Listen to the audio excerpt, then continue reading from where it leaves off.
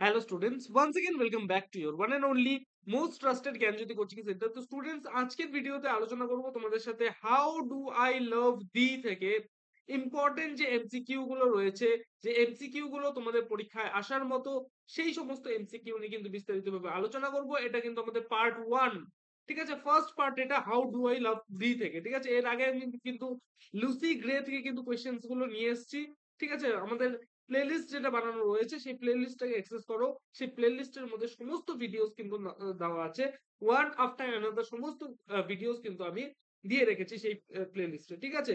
CU অর্থাৎ Calcutta university অধীনস্থ বিভিন্ন কলেজগুলোতে তোমাদের যাদের এইসি ইংলিশ রয়েছে, ঠিক আছে, এইসি ইংলিশ রয়েছে সেকেন্ড সেমিস্টারে, অবশ্যই সেকেন্ড সেমিস্টারে তোমরা যারা পড়াশোনা করছো, ফার্স্ট কোয়েশ্চেন যেটা তোমাদের আছে সেটা হচ্ছে when was Elizabeth Barrett Browning's poem How Do I Love Thee Let Me Count the Ways first published? কবে এটা পাবলিশ হয়েছিল ফার্স্ট? সি নাম্বার হবে অ্যান্সার, সেটা হচ্ছে 1850। Number 2, in which collection was How Do I Love Thee was published? ঠিক আছে, এ number হবে answer, সেটা হচ্ছে সনেটস ফ্রম দ্য পর্তুগিজ। ঠিক আছে, দেখো কালেকশন অফ কালেকশন কাকে বলা হচ্ছে? যেখানে যেখানে অনেকগুলো সনেট একসাথে থাকে না, ধরে নাও এলিজাবেথ ব্রাউনিং, ঠিক আছে, অনেকগুলো সনেট লিখেছিলেন, তিনি 32টা সনেট লিখেছিলেন, এবং এই 32টা সনেট একটা জায়গায় কিন্তু ইনক্লুড করা হয়েছিল, এবং সেই যে একটা জায়গায় ইনক্লুড করা হয়েছিল সেটাকে বলা হচ্ছে কালেকশন অফ সনেটস। ঠিক আছে, বোঝা গেল? এই যে 32টা সনেট যেখানে একটা জায়গায় কালেকশনে, মানে একটা জায়গায় ইনক্লুড করা হয়েছিল, ঠিক আছে, এবং তার একটা নাম দেওয়া হয়েছিল, সেই যে কালেকশন, মানে সনেট গুলোকে বলা হচ্ছে কালেকশন। বুঝতে পারলে? নাম্বার 3 যেটা রয়েছে সেটা হচ্ছে how many sonnets are included in sonnets from the Portuguese. এই যে নাম দেওয়া হয়েছে, এই যে মানে সনেটস ফ্রম দ্য পর্তুগিজ এই নামের যে কালেকশনটা রয়েছে, কতগুলো সনেট সেখানে ছিল? 32টা কিন্তু সনেট কিন্তু সেখানে ছিল। বোঝা গেল? এই 32টা সনেট কিন্তু এই সনেটস ফ্রম দ্য পর্তুগিজ নামে যে কালেকশন, এই কালেকশনে কিন্তু ইনক্লুড করা হয়েছিল। নেক্সট আসি নাম্বার 4 এ। এই নাম্বার 4 এ বলেছে what was the original title of the collection that included how do I love thee? এই যে how do I love thee যে কালেকশন, 32টা সনেটের যে কালেকশন, এই কালেকশনের নাম তো আমরা জানলাম যে সনেটস ফ্রম দ্য পর্তুগিজ, কিন্তু এটার অরিজিনাল নামটা কি ছিল? অরিজিনাল টাইটেলটা কি ছিল? অরিজিনাল টাইটেল ছিল হচ্ছে সনেটস অফ দ্য পর্তুগিজ। ঠিক আছে, লেটার অন এটাকে নাম দেওয়া হয় সনেটস ফ্রম দ্য পর্তুগিজ। বোঝা গেল? ভেরি ভেরি ইম্পর্টেন্ট এই জায়গাটা বুঝবে যে অরিজিনাল যে টাইটেলটা ছিল সেটা হচ্ছে সনেটস অফ দ্য পর্তুগিজ, ঠিক আছে, কিন্তু লেটার অন এটাকে কিন্তু সনেটস ফ্রম দ্য পর্তুগিজ কিন্তু করা হয়। বুঝতে পারলে? Next, who was Elizabeth Barrett Browning's husband to whom the sonnets of from the Portuguese were dedicated? বলছে এই যে এলিজাবেথ ব্যারেট ব্রাউনিং, এর হাজবেন্ড কে ছিলেন, যাকে ডেডিকেট করে এই সমস্ত সনেটস এর মধ্যে যতগুলো সনেটস লেখা হয়েছিল, এই যে collection of the sonnets, sonnet from the Portuguese, এখানে যতগুলো কালেকশন মানে সনেট ইনক্লুড করা হয়েছিল, একটা পার্টিকুলার মানুষকে ডেডিকেট করে লেখা হয়েছিল, এবং সেই মানুষটা কে? কে এলিজাবেথ ব্যারেট ব্রাউনিং এর হাজবেন্ড? এ নাম্বার হবে অ্যান্সার, সেটা হচ্ছে রবার্ট ব্রাউনিং। এই রবার্ট ব্রাউনিং কিন্তু এলিজাবেথ ব্যারেট ব্রাউনিং এর কিন্তু হাজবেন্ড, এবং এনাকে ডেডিকেট করে কিন্তু সমস্ত সনেটস গুলো, যে সনেটস গুলো সনেট ফ্রম দ্য পর্তুগিজ নামে কালেকশনে কিন্তু ইনক্লুড করা হয়েছে, সেই সমস্ত সনেট কিন্তু ডেডিকেট করে লেখা হয়েছে।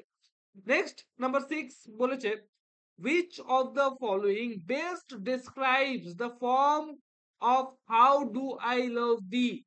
ঠিক আছে, এটা কিন্তু একটা পেট্রার্কান সনেট, ঠিক আছে, এটা কিন্তু শেক্সপিয়ারিয়ান সনেট নয়, এটা কিন্তু স্পেন্সারিয়ান সনেট নয়, ঠিক আছে, এটা কিন্তু ইটালিয়ান সনেট নয়, এটা একটা Petrarchan sonnet, the sonnet which follows the pattern and the rhyme schemes of Petrarch।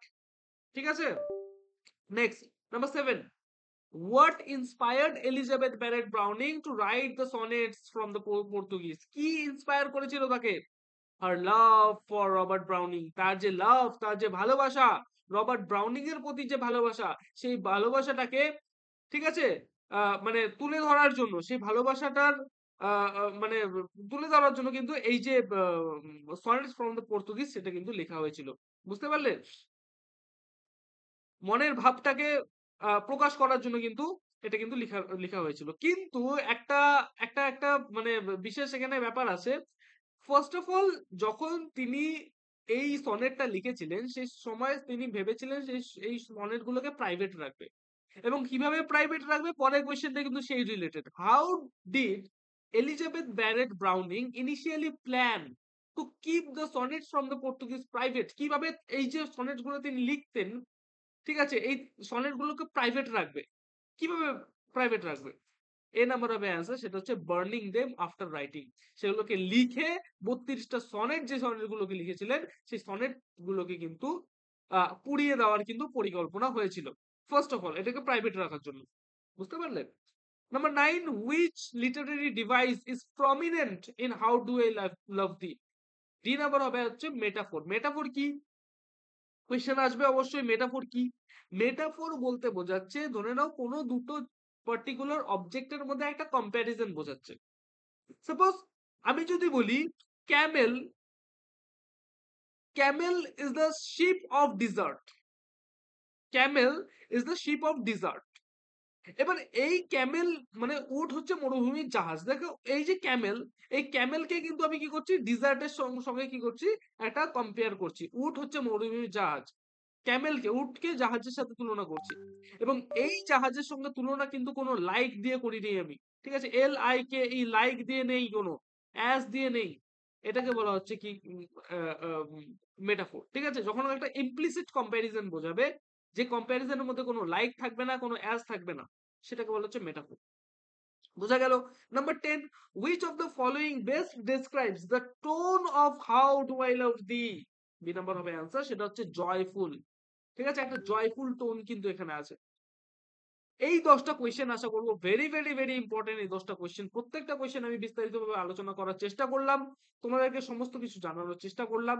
ঠিক আছে? যদি ভিডিওটা ভালো লেগে থাকে অবশ্যই ভিডিওটাকে লাইক করবে, এবং পরবর্তী যে পার্টস গুলো রয়েছে সেই পার্টস গুলোর জন্য অবশ্যই অপেক্ষা করো।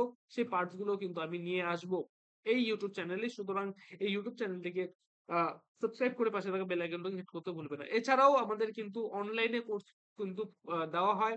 সমস্ত নোটস পত্র যদি তোমরা পারচেজ করতে চাও অবশ্যই যোগাযোগ করতে পারো জ্ঞানজ্যোতি কোচিং সেন্টার। অফিসিয়াল দুটো হেল্পলাইন নাম্বার 67076398606 নাম্বার, অথবা 6295916282 নাম্বার। ঠিক আছে? এই যে নাম্বারটা রয়েছে এই দুটো নাম্বারের মধ্যে কিন্তু একটা নাম্বারে যে কোনো কল করতে পারো।